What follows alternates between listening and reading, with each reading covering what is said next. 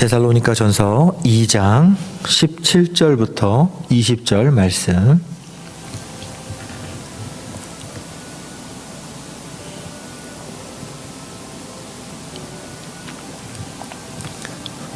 한 목소리로 읽도록 하겠습니다.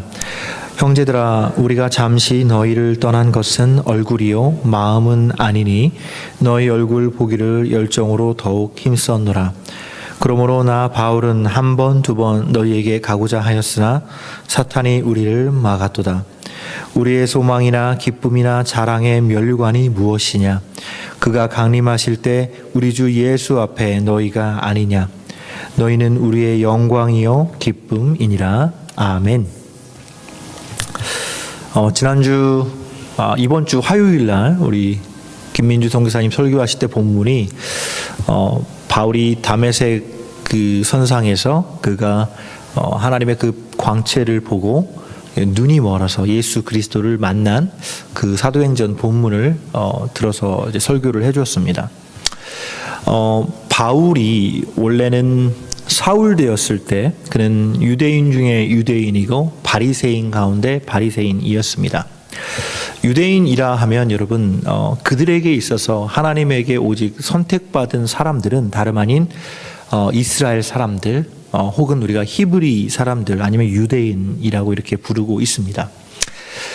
그들이 그렇게 생각하는 큰 주된 이유는 뭐냐면 우리는 흔히 선민 의식이다 이런 걸 얘기를 하는데 보통 이 미로슬라프 볼프라는 신학자가 보통 설명을 할 때 어떤 용어를 쓰냐면 하나님께서는 그 사람들에게 애착의 사랑이라는 것을 보여주신다라고 설명을 해요. 같은 사랑이지만 하나님이 가지고 계신 그 사람들을 향한 어떤 애착이 있다라는 거예요. 그 하나님의 애착이 있기 때문에 사람들은 다른 어떤 창조된 어떤 창조물들과 구별이 될 수가 있다라는 거죠. 이 애착의 사랑을 유대인들의 경우는 오직 자기와 같은 유대인들, 율법을 받은 사람들만이 하나님의 애착을 받을 만한 자격이 있다. 이렇게 생각을 한 거예요. 그러니까 이 유대인의 관점에서 이 바울은 오직 하나님을 믿고 또 오직 하나님만 인정하는 자들만이 하나님의 나라에 갈 수가 있다 생각을 했던 거죠. 그렇지만 바울이 그 다메섹 선상에서 예수 그리스도를 만났을 때 그에게는 많은 변화가 일어나게 되는데 그 중에 하나가 무엇이었냐면 바울이 바라보는 사람들에 대한 관점이었다라는 거예요. 그때 바울은 깨닫게 되는 게 무엇이냐면 하나님 그리스도의 음성을 들으면서 내가 너를 유대인뿐만 아니라 이방인들을 구원하는 그 하나님의 귀한 종으로 사용하겠다라는 그 말씀을 주신 거예요. 그러면서 바울은 많은 고민의 시간을 보냈을 거라는 거죠. 그 고민의 시간 동안 느꼈던 것은 하나님이 우리 유대인뿐만이 아니라 이방인들까지도 귀하게 여기는구나라는 깨달음이었다는 거죠. 그것을 통해 하나님의 그 애착의 사랑이라는 것은 특별한 사랑이 아니다라는 거예요. 특정한 구별된 사랑이 아니라는 거예요. 그 애착의 사랑이라는 것은 보편적이다라는 거죠. 너무나 보편적이기에 하나님의 그 사랑은 누구에게나 만연할 수 있다라는 거예요. 예수 그리스도의 구원에 대한 그 대상은 특정 어떤 민족이나 특정 인종이나 특정 문화권에 한정되지 않았다라는 거예요. 예수님께서 구원하고 싶어 하지 않는 사람은 하나도 없다라는 거죠. 믿으십니까? 바로 그거예요, 여러분. 예수님께서 사람을 구원하고자 하실 때에 그가 죄인이든 흉악한 범죄자든 아니면 무언가 부족한 연약한 사람이든 아니면 계층적으로 낮은 사람이든 자격 없는 사람이든 사회적인 통념이 말하고 있는 이러한 모든 우리가 프레임으로 씌워진 이런 사람들조차도 바로 구원의 대상 가운데 들어갈 수가 있다라는 거예요. 그게 바로 하나님의 그 사랑, 애착의 사랑이 가지고 있는 큰 의미라는 거예요. 다시 말하면 모든 인류는 하나님을 믿든 믿지 않든 원래적으로 바로 귀한 가치가 있다라는 거죠. 그 가치가 있기 때문에 그들은 그 가치 때문에 하나님의 애착의 사랑에 의한 그 하나님의 관계에 의해서 사람들은 귀한 자격과 가치를 얻어요. 가치를 가진 사람이라면 존중을 받아야 됩니다. 동의하세요, 여러분? 가치가 있다면, 어떤 사람에게 특정한 가치가 있다면 그 가치 때문에 그 사람은 존중받아야 되는 거예요. 그러나 어떤 가치가 없는 사람을 우리가 존중한다라고 얘기를 하거나 아니면 나보다 나은 사람입니다라고 얘기를 한다면 그것은 우리가 존중받아야 될 진짜 그 의미를 퇴색하는 거고요. 그리고 거짓말하고 있다라는 거예요. 반대로 존중받아야 될 사람, 다시 말해 귀한 가치를 가진 사람이 존중받지 못한다면 그는 그가 당연히 받아야 될 그 존중의 가치를 잃어버렸다는 거죠. 바로 바울이 이방인들을 향한 하나님의 종이 되었다라는 것은요, 그는 일단 전도의 대상자에게 모든 하나님의 귀한 보편적 사랑의 가치가 있다는 것을 보았다는 거죠. 우리는 이렇게 생각을 해요. 하필 왜 하나님이 우리들을 구원하셨고 어떤 이유 때문에 우리에게 하나님 앞에 나아갈 수 있는 그런 자격을 주었을까? 왜 우리를 택하셨을까? 이런 얘기를 해요. 어떤 이유 때문에? 그 이유라는 건 여러분 원래적인 하나님의 바람이신 거예요. 하나님께서 우리에게 부여해 주신 그 가치 가운데 들어가 있었고 우리가 그 가운데 예수를 만날 기회를 얻었다라는 거예요. 바울은 이 데살로니가 교회를 세운 것은 바울의 2차 선교였어요. 1차 선교의 주된 그의 노력의 결실에 따른 논쟁거리가 뭐였냐면 이방인들에게 주의 복음을 증거해도 되느냐 안 되느냐였어요. 1차 선교를 마치고 바울이 예루살렘으로 가서 그 교회들에서 리더들의 회의를 하면서 베드로와 또 야고보와 이런 교회 리더들을 만나서 논쟁했던 것은 바로 그거예요. 이방인들에게 주의 복음이 전달이 되는 것이 좋으냐 가하지 않느냐라는 거예요. 바울은 바로 이런 체험들을 통하여 얘기하는 거예요. 우리가 깨달아야 됩니다. 하나님의 그 보편적 사랑의 가치라는 것이 우리 유대인에게만 있는 것이 아니라 우리 율법을 가지고 있는 사람에게만 있는 것이 아니라 모든 자들에게 있습니다라는 거예요. 이것이 여러분 우리가 불신자들을 대하고요 모든 사람을 대해야 되는 우리의 기본적인 자세여야 된다는 거예요. 믿음을 가졌느냐 가지지 않았느냐에 대한 그런 기본적인 가정이라는 거예요. 자, 대통령을 여러분 우리가 한번 생각을 해봤으면 좋겠어요. 대통령이 어떤 좋은 국정 정책을 수행할 때 우리는 칭찬해요. 와, 그 일을 정말 잘했다, 못했다. 그의 수행에 대한 평가로서 그의 가치가 있느냐 없느냐 우리는 평가하고 존중해요. 그런데 또 여러분 보면은요, 정말 대통령직을 너무나 못해요. 뭐 비리도 있고요, 잘못된 일을 많이 해요. 그렇지만 대통령이 이곳에 온다면 우리는 적어도 자리에서 일어나서 나라의 그 리더가 가지고 있는 기본적인 권위에 대해서는 우리가 존중의 인사를 표한다는 거죠. 바로 이런 거예요. 하나님 앞에 나아오는 사람을 볼 때에 기본적으로 사람이라는 것은 그 하나님의 그 보편의 그 사랑 때문에 가져야 될 가장 기본적인 존경받을 만한 그런 가치가 있는 것이고요. 또 모든 사람이라 하더라도요, 예수 그리스도를 받아들인 사람은 예수에 대한 그 신앙의 그의 행위와 그의 신앙의 삶 때문에 그는 그것에 의해서 또 다른 존경을 받을 만한 가치가 있다라는 거예요. 이처럼 바울이 생각했던 그 교회들과 또 회심한 사람들, 앞으로 회심해야 될 사람들, 그 사람들을 바라보는 그 바울의 관점은 이러했다라는 거예요. 전도 대상자들을 향해서는 그들은 하나님의 사랑을 받을 자격이 있는 사람이기에 그들을 존중해 준 것이고, 그들이 변화받고 예수 앞에 무릎 꿇고 참 교회가 되었을 때 그들의 신앙을 보고 바울은 다시 한번 그들에게 더 큰 존중의 마음을 보여주었다라는 거예요. 데살로니가 교회를 세우고 의도하지 않고 바울은 그곳에서 도망치다시피 나왔어요. 쫓겨나온 거죠.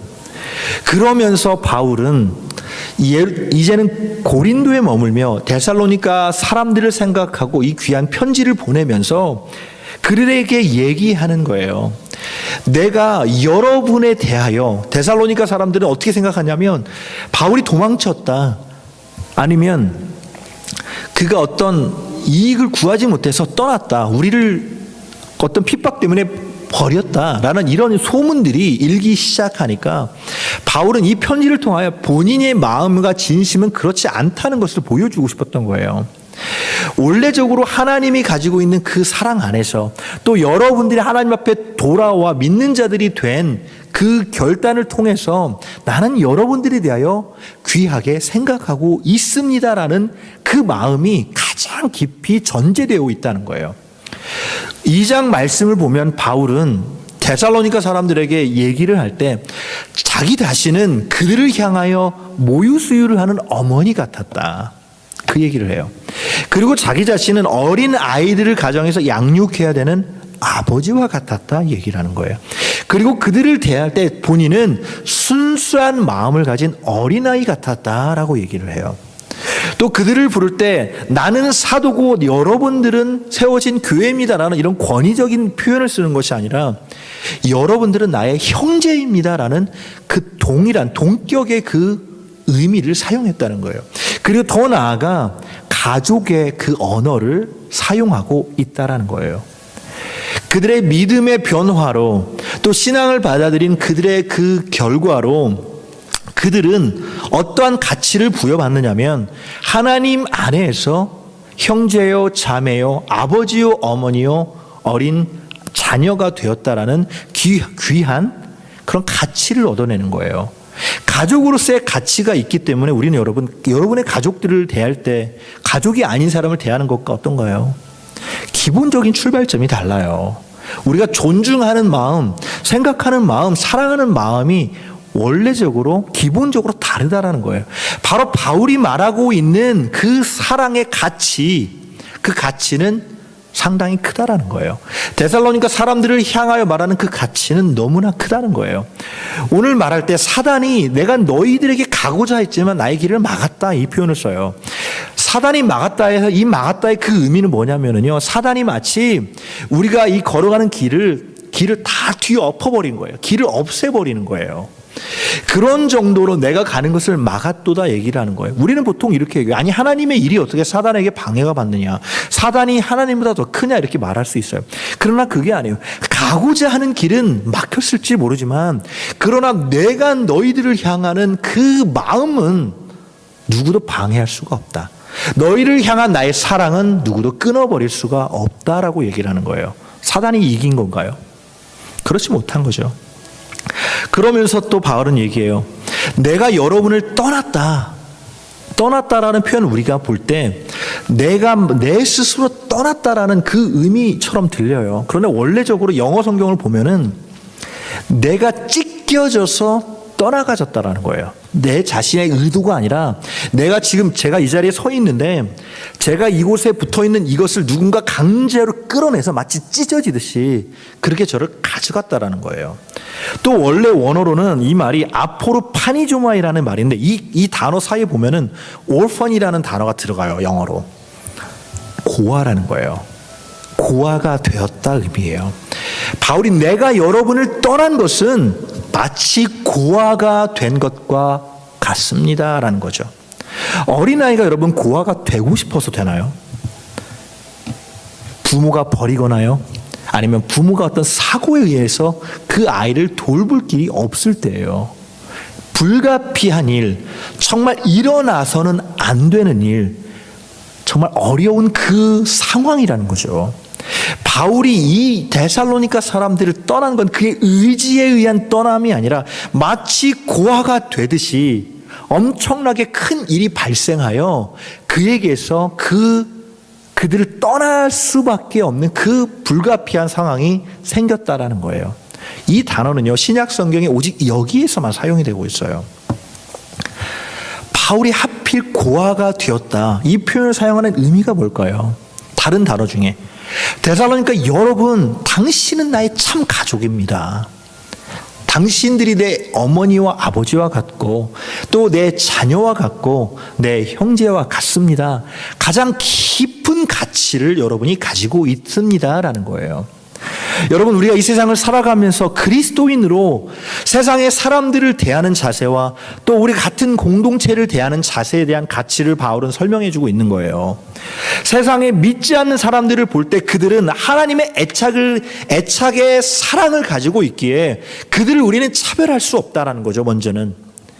그러나 더 안으로 돌아 우리가 참된 그리스도인의 공동체를 볼 때에는 우리는 그들을 보는 것을 마치 남으로 보는 것이 아니라 진짜 가족처럼, 내 형제와 자매처럼 바라보라는 거예요. 우리가 여러분 이 교회에서 함께 가족된 생활을 할 때 여러 가지 어떤 어려움 때문에, 어떤 문제 때문에 의도치 않게 찢어져 버릴 수 있다는 거예요. 다툼이 있을 때 찢어질 수 있다는 거예요. 그러나 여러분, 우리는 그걸 보고요, 어떤 문제 때문에 내가 여기 있기 싫어, 떠나야겠네, 그런 결단을 해요. 보기 싫은 사람 때문에 가야 되겠네. 우리는 그래서 떠나요, 여러분. 내 스스로 떠나죠. 그러나 바울은 말하는 것을 내 스스로가 떠나라는 말을 하는 거 아니에요. 찢어져서 어쩔 수 없이 찢기는 것, 그거 아니고서는 그들에 대한 마음을 버리지 말라는 거예요. 그게 바로 여러분, 우리가 어떤 사람이 가치가 있다면 그 사람을 존중해야 되는 이유가 바로 이거라는 거죠. 우리가 바로 가정이기에, 믿음의 공동체이기 때문에 우리는 서로에게 사랑받을 자격이 있고요, 서로에게 존중받을 자격이 있다는 거예요. 아까 말씀드렸잖아요. 가치 있는 사람, 그 사람을 존중하지 않는 것은 우리가 거짓말하는 거잖아요. 그 가치를 우리는 무시해버리는 거잖아요. 하나님께서는 우리에게 그 가치를 부여해 주셨어요. 예수를 믿기 때문에 사랑받고 존중받을 그 권리를 부여해 주셨어요. 누구도 그것을 빼앗아서는 안 돼요. 그리스도인들로서 깊은 마음에 그런 사랑의 마음을 깊이 새기면서 기도하는 저희들 되었으면 좋겠습니다.